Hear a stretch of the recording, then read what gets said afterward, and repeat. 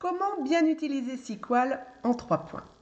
Avant de répondre à cette question, quelques infos sur cette table de composition française gérée par l'ANSES, l'Agence nationale de sécurité sanitaire, de l'alimentation, de l'environnement et du travail. La table SQL détaille la composition nutritionnelle de plus de 3000 aliments consommés en France et permet donc d'avoir accès pour chaque aliment à la teneur en macro et micronutriments. L'accès est totalement libre et gratuit. Elle est régulièrement mise à jour avec des corrections mais également des ajouts d'aliments.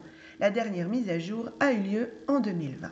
Ces mises à jour régulières permettent d'expliquer pourquoi vous ne trouvez pas les mêmes valeurs nutritionnelles dans vos cours, qui sont en principe actualisées, en tout cas c'est ce que j'essaye de faire, et dans les corrections d'annales que vous pouvez utiliser pour vous entraîner.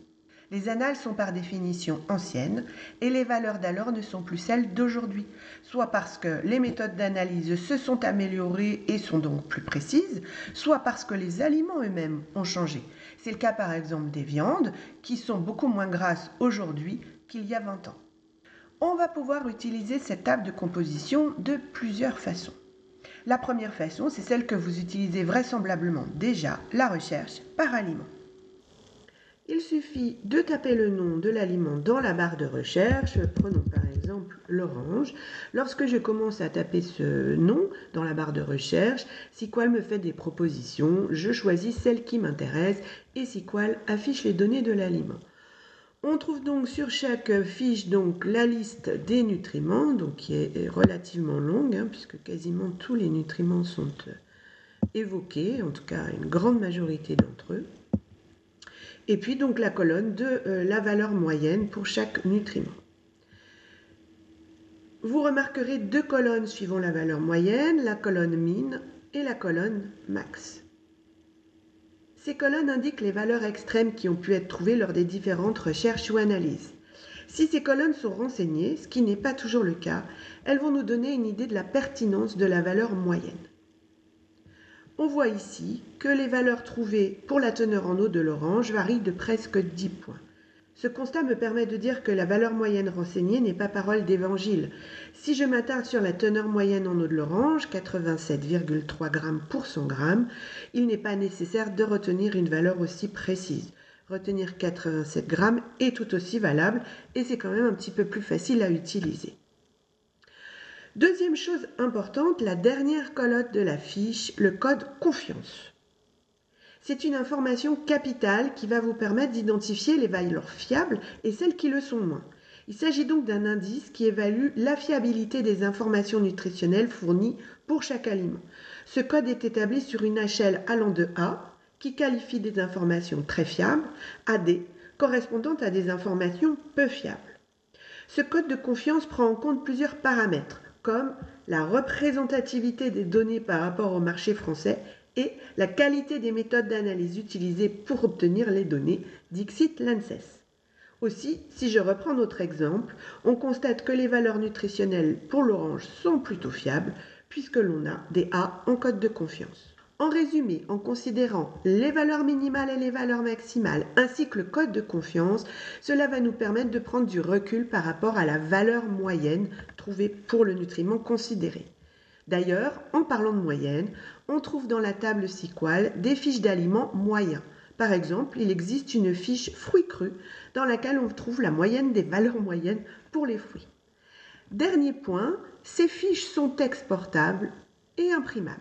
Vous avez les petits logos ici en haut à droite. Deuxième utilisation possible, la recherche par constituant.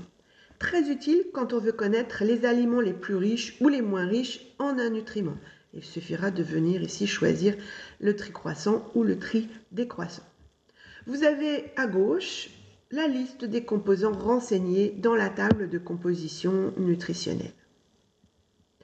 Alors, par exemple, j'aimerais connaître les aliments les plus riches en acide alpha-linolénique.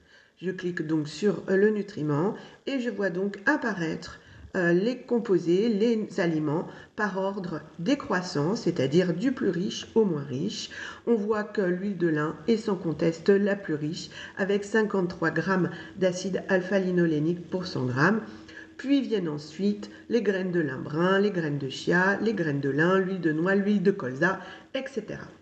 C'est une fonctionnalité que je trouve très utile et que j'utilise très régulièrement, notamment pour identifier les aliments riches en certains FODMAPs. Vous voyez que dans cette table, on va pouvoir sélectionner les aliments riches en lactose ou riches en fructose qui sont des FODMAPs que l'on considère. Troisième utilisation de la table, le téléchargement des données. Toutes les données sont en open data, c'est-à-dire qu'elles sont libres de droit, utilisables par tout un chacun dans les conditions de la licence ouverte. Vous pouvez donc télécharger les données de la table de composition, par exemple pour les intégrer à un logiciel ou une application.